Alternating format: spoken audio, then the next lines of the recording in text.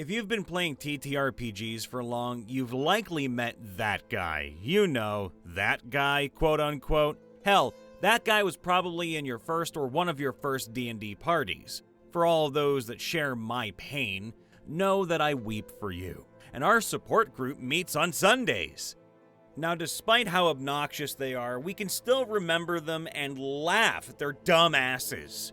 So, those of you who have witnessed some idiot have a total meltdown over something innocuous and ordinary, please, in the comments below, share your stories. I was DMing session 1 of Steading of the Hill Giant Chief yesterday. 2nd edition AD&D, Advanced Dungeons & Dragons, for any of you who don't know. Our party consists of a human wizard, a dwarf fighter, a gnome illusionist, a halfling thief, a human fighter, and a human cleric. What a stacked party. The party is actually off to an amazing start. They choose a creative way to sneak into the giant's fort, are reasonably cautious, have good luck on the path they've chosen, and the rolled encounters. So, a bit into the session, they're clearing an armory. It's mostly giant scale equipment, so it's not really that useful to them. Just as they're about to leave, a voice is heard. Oi, oi, oi! You! Yeah, you! You! The party looks around. Yeah, you! You dwarf fucking short stack! What rock did you crawl out from? The party finds the source. A mace with 4 skulls, each of them talking shit at the dwarf.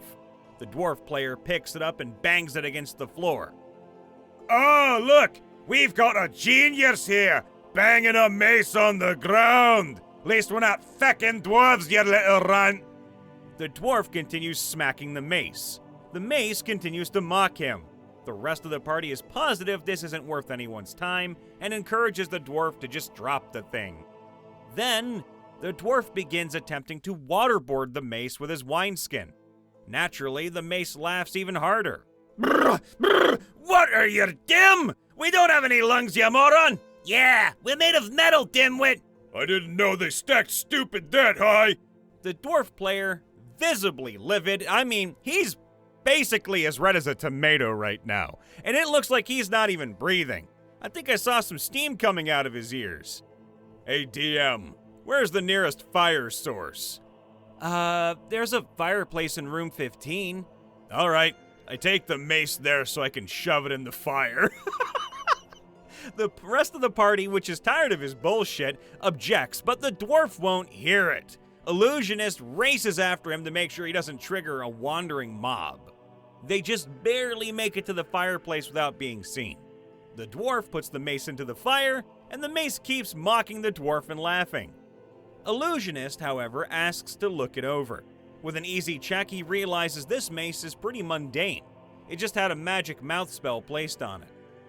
The dwarf and player have been in a pissing contest with an inanimate object. I was trying not to bust a gut at this point, but I was worried the dude might actually flip the table. The illusionist, however, puts the mace in a bag so it can't see the dwarf, and it immediately shuts up. The pair sneak their way back to the party. The illusionist pats the dwarf on the shoulder. Listen, brother, we all get mad at stupid things sometimes. It's okay. The dwarf replies, I'll make that thing pay once this is done.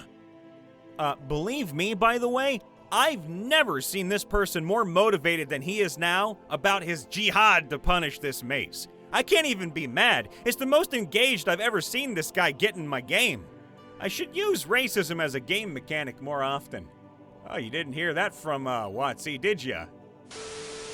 I've never, ever had a PC get into an argument with an inanimate object, but I did have one die over a relatively insignificant sum of money.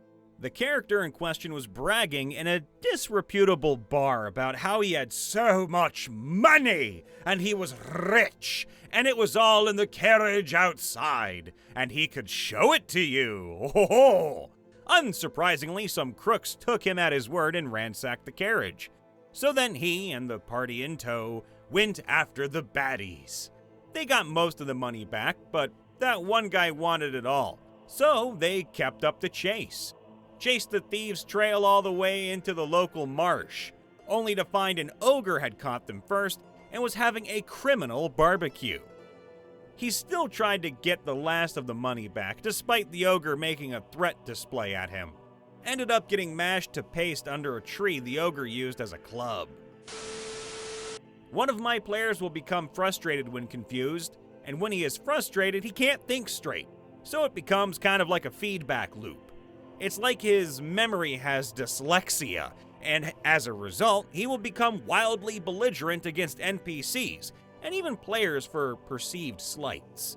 He's perfectly nice 90% of the time, mind you, but then he'll be confused about whether a door swings inward or outward and swear off the concept of doors entirely for a few weeks. It's actually kind of bizarre. I saw an adult man have a complete meltdown inside a board game shop because he got poked with a pencil eraser. The one who poked him was a 13-year-old kid. So, I was playing World of Darkness. Abyssal got caught and tossed in a supernatural prison, but sneaks out into the security room.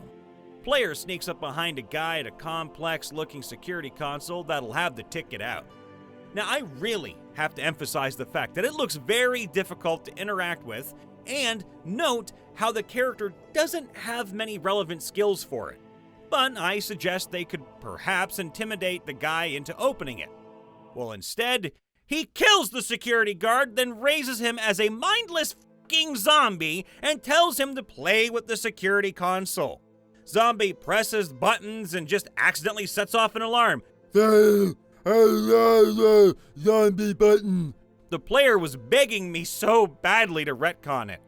But you know what? I said no. You learn your place. So, we have Tyranny of Dragons. We're at the part with the caravan, if you've ever played it. If not, it's like this. Spoilers ahead. There's a caravan. We have to get jobs. Okay, now you're caught up. Our party had split up with different employers to avoid suspicion. One of us gets fired and replaced with the new batch of adventurers. The new batch is basically just a bunch of charlatans with no real experience, weapons, and anything like that. And the book expects you to either drop it, convince your former employer to rehire you, or expose the charlatans. The genius player, mind you, instead decides to kill his former employer in his sleep! This did lead to a fun situation, by the way, where he fucks up the assassination, the charlatans are unable to do anything, and he convinces everyone that he only did it to expose them. I just think it's funny that he got so upset over getting replaced, especially since the employer had even paid him for his services up until that point. This one was in a game of mutants and masterminds. One player is in a bad mood after failing multiple sense motive checks, seems to be struggling not to metagame.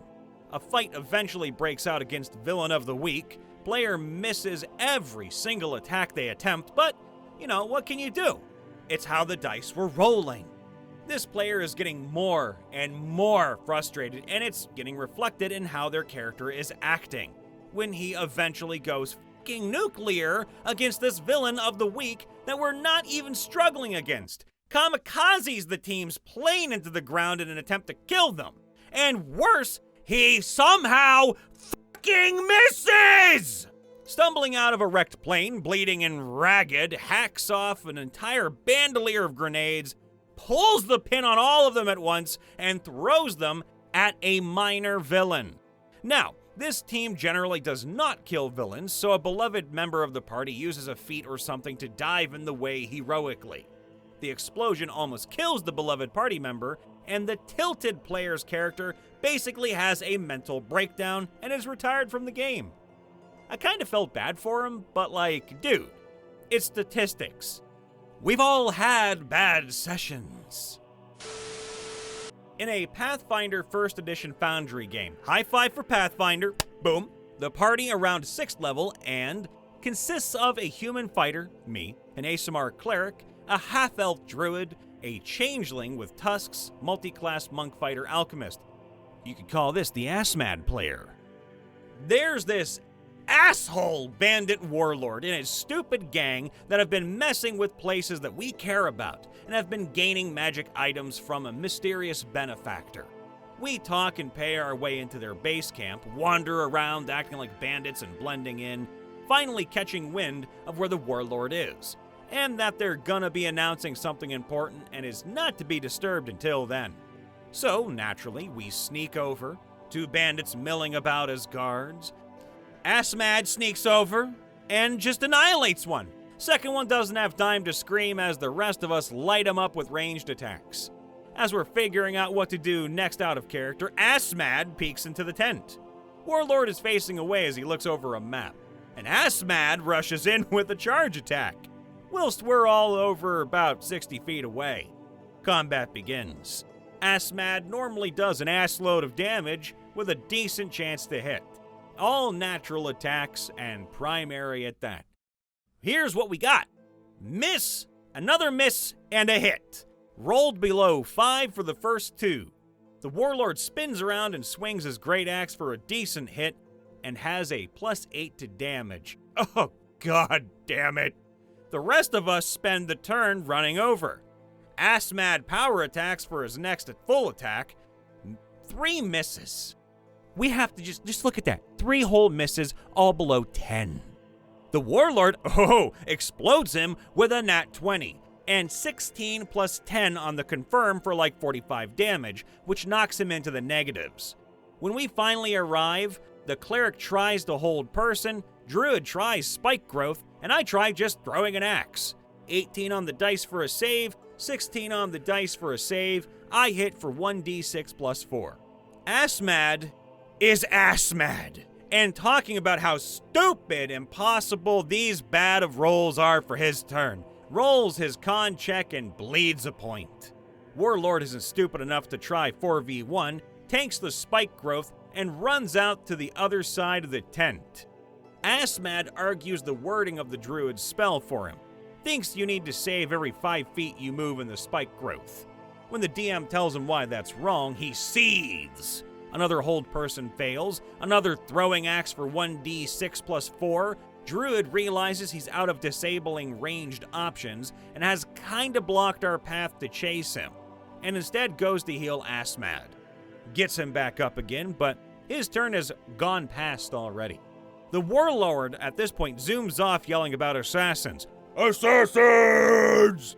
At this point, the GM declares combat over, and Assmad has audible stood up from his seat and is either walking around or muted at his mic.